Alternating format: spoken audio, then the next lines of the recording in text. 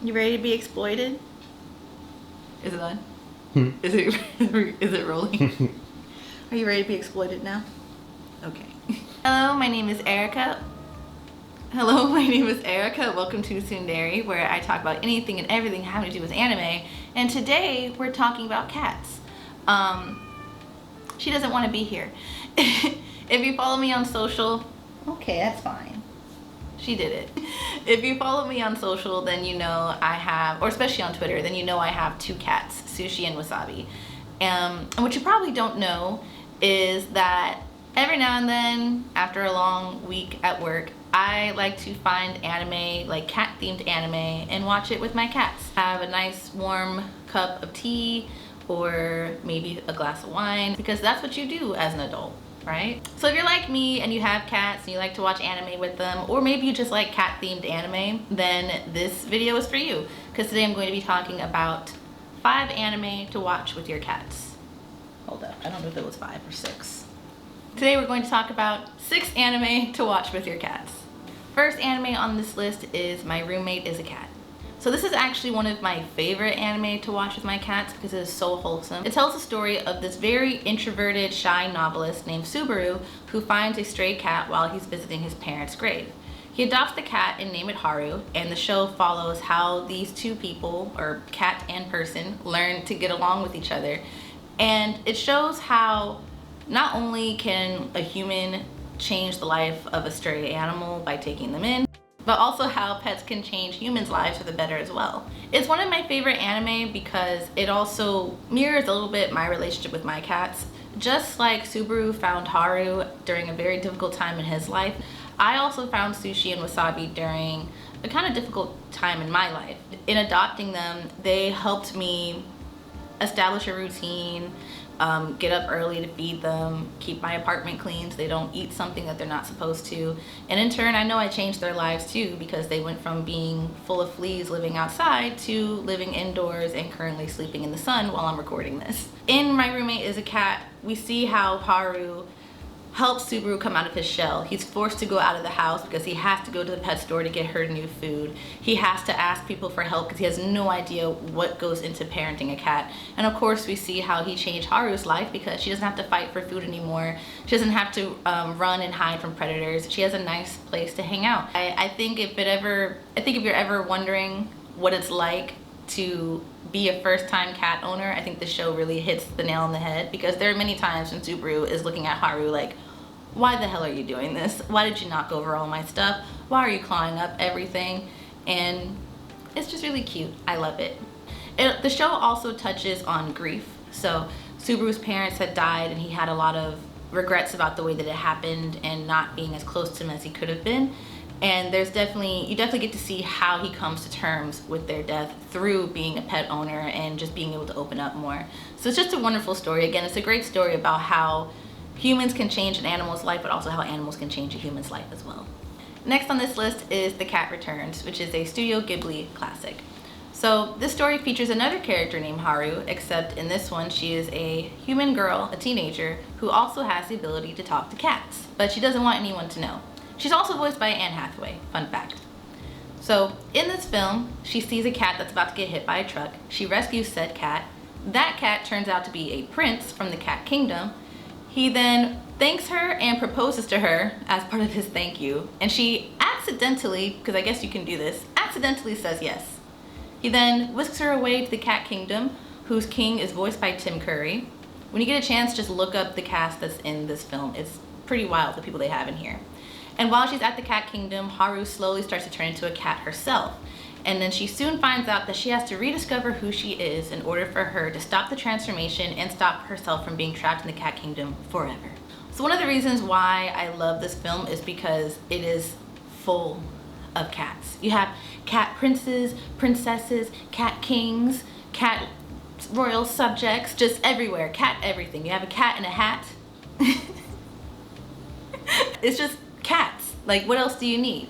It's also a great film for fans of Studio Ghibli in general, especially if you like Spirited Away, because it kind of follows a similar premise. You have this really shy young girl who doesn't really know who she is yet, doesn't really have any confidence. So then you just see this journey of this girl sort of finding her power becoming more confident. If you love a good movie about a female lead finding herself and you also just love a shit ton of cats everywhere, then this is the film for you. Next we have Chi's Sweet Home. This anime is a bit different from other anime on this list because it's actually a series of shorts that runs for about 3 minutes each per episode. It follows the story of this really cute kitten named Chi who gets adopted by a family who was just out hanging out in the park. We get to see Chi adjust to living indoors, adjusting to her new family. This series is super wholesome and it's also a great watch for young kids if you have like any toddlers or maybe anyone around like 5 years old. Very bright colors, really easy to follow dialogue and storyline, and it's just a really cute show. I also love this anime because one of the main conflicts in this show is that the family isn't supposed to have a cat. They live in an apartment complex that doesn't allow pets, so they have to hide Chi from their landlord.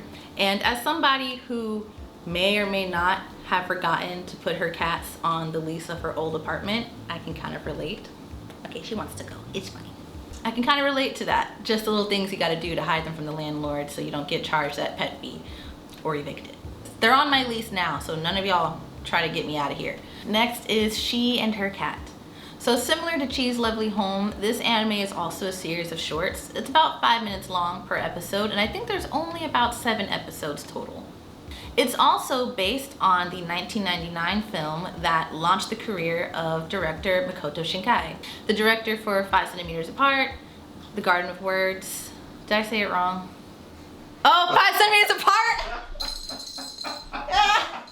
No, you're not supposed to laugh! This is also based on the 1999 film by Makoto Shinkai, who directed 5 Centimeters Per Second, The Garden of Words, Weathering With You, and Your Name. Back in 1999, Shinkai actually created She and Her Cat as one 5-minute short film for a friend of his who was kind of going through some things, going through a rough time.